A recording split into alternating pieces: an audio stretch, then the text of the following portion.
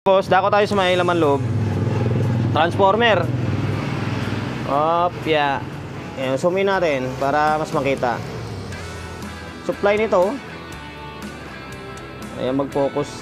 Ayan, medyo putol-putol lang yung pagka-winding. Ayan, kayo na bala magbabasa.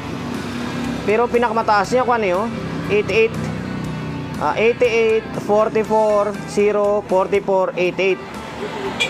Oo nga, class H. Ang kwanto, design nito, AB, pero naka-H.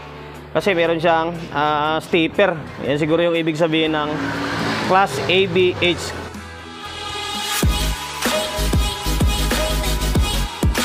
Welcome to my vlog.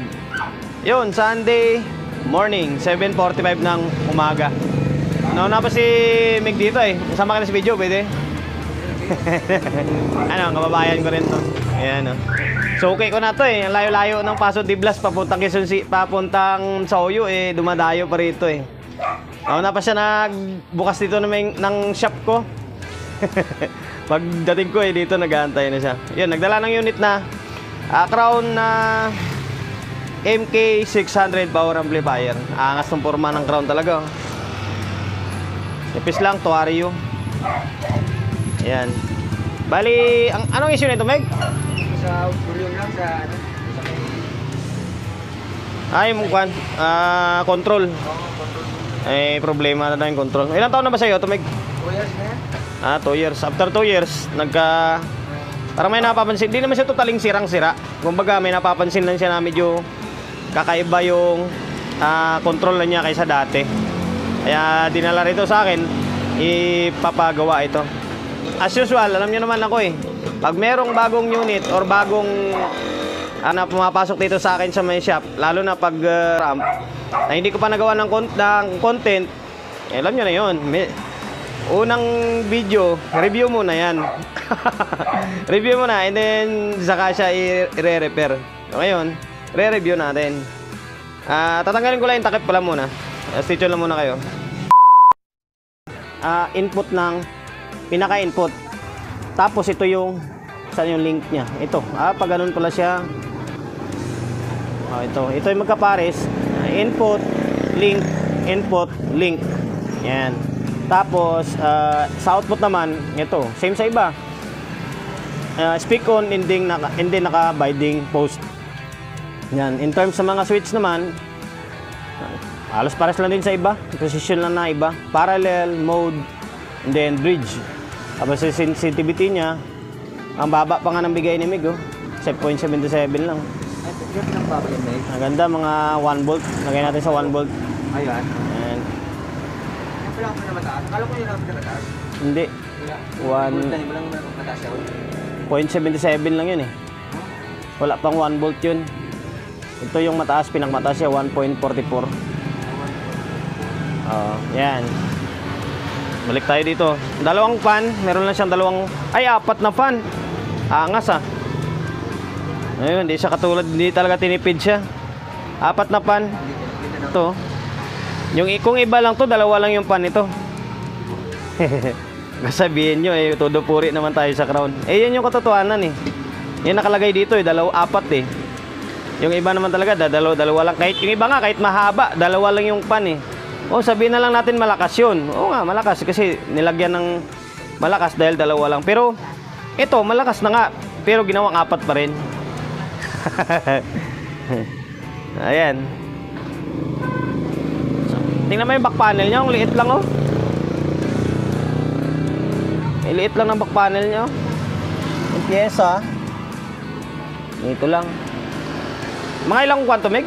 Mga ilang RMS ang watts nito sa nakalagay doon sa may manual niya? Ano talaga yun? 600 na lang nakalagay sa manual? Okay. Mali, kaya nga MK600 eh. Yung 600 siguro. Kasi yung iba naman, nakalagay 600 pero 350 lang. Okay. Hindi, okay lang So ngayon, hanggang dito na lang yung vlog natin. Kasi review lang naman ito eh. Malay nyo, di ba? Kasi malapit na yung Pasko, ilang araw na lang eh. Baka maisipan yung bumili ng mga pang-ingay sa bahay, amplifier, baka madaanan nyo yung Crown. ito, maka-interest kayo ng Crown na ganitong unit, alam nyo yung laman loob ng Crown na MK600, di ba? Paano ba natin ng vlog yung kasunod nito? Kasi simple lang naman sira nito daw Ayan lang guys, basta, bahala na si Batman.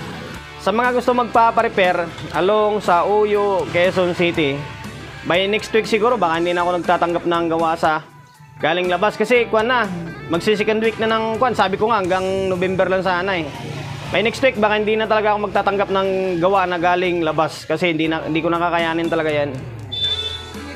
Oo, ito si Miggy. Ito, loyal ko na kakuan to customer na to Kaya nagbigyan ko. Kaya nga pagdating niya rito, sa kanya kagad yung gagawin ko. Yon, number 41, Don Julio, Gregorio Street, sa Uyo Road, sa Uyo, Quezon City. Social media pages natin sa mga hindi pa nakapag-follow. Paki-follow, and then siyempre paki-share ng mga walang kwentang video natin sa my Facebook, YouTube channel. Sa mga hindi pa nakapag-subscribe, paki-subscribe, like, share, and then siyempre paki-hit ng bell button sa gilid para updated ka sa mga susunod na video na i-upload ko. Ingat, God bless, and then peace natin natin. Buksan na. Dahil review yung content natin, siyempre, ito, pakita ko sa inyo muna yung front panel. Ayan, logo ng Corona. Crown. Ito yung ngayon ko lang na-encounter. Class ABH, Professional Power Amplifier. Sa mga master dyan, ano ibig sabihin ng Class ABH Power Amplifier? Mamaya, pagtawanan nyo naman ako Paliwanag nyo na lang dyan sa may comment section. Ayan, ito yung model nya. MK-600 Power Amplifier. Naka 2RU. Ang angas ng biometer niya dito, indicator ng kanya, hindi siya yung typical na mga CE series. Ito may biometer talaga siya na indicator dito. Yan. Tapos, dako tayo sa may laman loob. Transformer. Opya. Ayan, zoom in natin para mas makita. Supply nito. Ayan, mag-focus. Ayan medyo putol-putol lang yung pagka-winding. Ayan, kayo na bahala magbabasa. Pero pinakamataas niya kung 88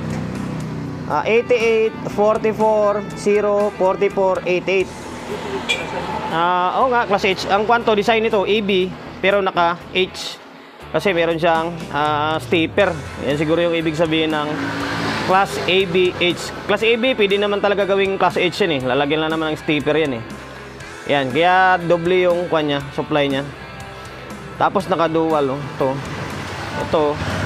Ito para sa kabilang channel yata ito. And then ito sa kabila yata ito. Hindi ko malaman na lang yan pag binabaklas Kasabihin na naman ng iba nanguhula tayo. Tapos madakaw tayo sa may kapasitor. Kapasitor, ganda ng kapasitor. 15,000 na 80 volts. Yan, 15,000 na 80 volts. Naka-zoom tayo. Yan. 2, 4, 6, 8, 8 piraso. Tapos mabalik pala tayo sa may sa may transformer. Ayan, basahin nyo na lang maigi. Masabihin nyo, nagmamadali tayo. Medyo, hindi ko pa nalinisan pasensya na Angas. Tapos dito ako nabibilib. Talagang kaiba yung mga piyesa nyo. Akala mo yung resistor na bloke 5 watts. Maitim.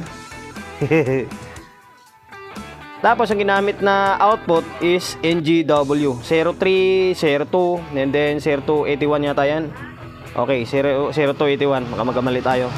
1, 2, 3, 4, 5, 6, 7 pitong pares na NGW. Tapos tingnan nyo, may kwan pa pecha to 2020. Anong kailan mo nabili to? Ibig sabihin bago mo nabili, isang taon siya bago na manufacture. Ayun 20, bagong-bago talaga siya 2020, ibig sabihin nasa 3 years pa lang ngayon ito. May nakasilyo pa siya Tapos ito sa may kabilang channel. Yung selyado siya Yung selyado, hindi, anong tawag yan? Yung may stamp. Yan. Na pasado sa quality control. Angas. Kahit sa transformer nyo, angas ng pag-rewind. Akala mo, masking kwan na to Electrical tape, hindi kuan siya. Mylar tape din ang ginamit. Iyon. Halit lang yung board. Oh, ganyan lang siya ka siksik sa loob. Pero angas. Mas saludo talaga ako sa mga may pangalan, lalo na Crown eh. Bata pa ako, Crown na ito eh. Yan, ito yung back panel niya. Sa input, ito yung input niya. Dito yung